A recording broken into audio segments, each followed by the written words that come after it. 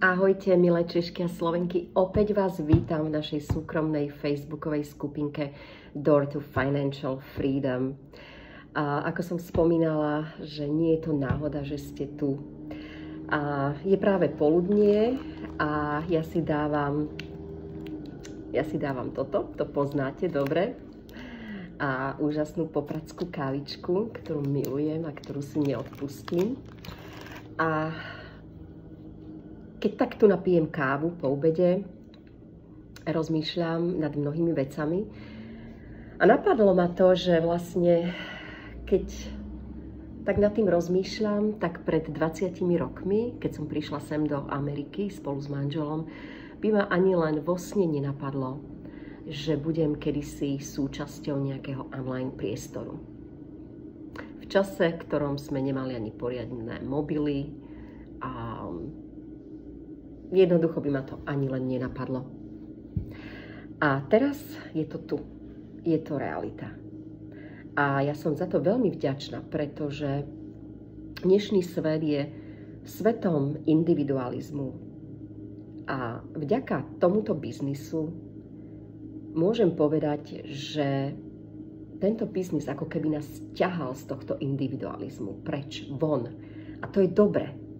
To je dobre, pretože my budujeme vzťahy. My budujeme kontakty.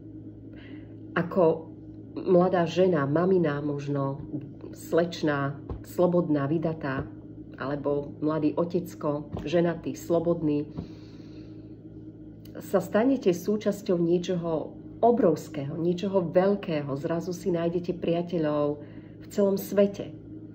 A stále spomínam na konvenciu, kde sme boli teraz v lete, v júni, v San Diegu.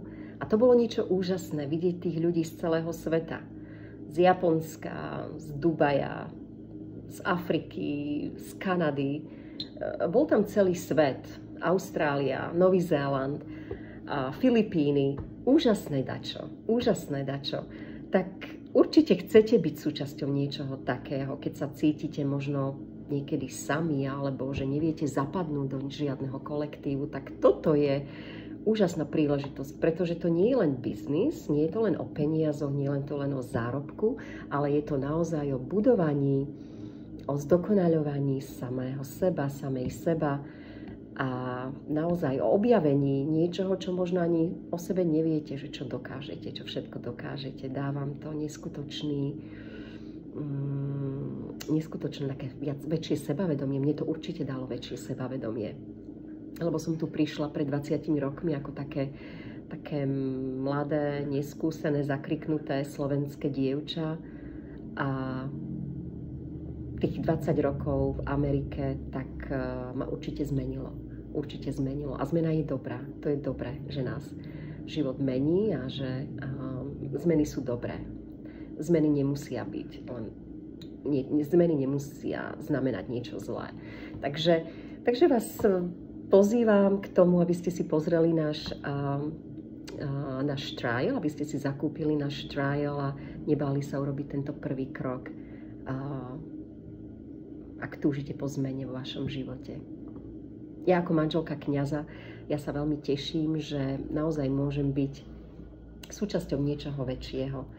A získala som veľa bratov a sestier v tomto biznise a je to úžasné, pretože sa navzájom obohacujeme, šerujeme svoju vieru, zdieľame naše životné príbehy, zdieľame to dobré aj to zlé, tak o tom to je. O tom to je a to je taká tá hybná sila nášho biznisu. Dobre, tak ja si idem dať kávičku, aj túto metu. Majte sa pekne, čaute, na budúce. Bye.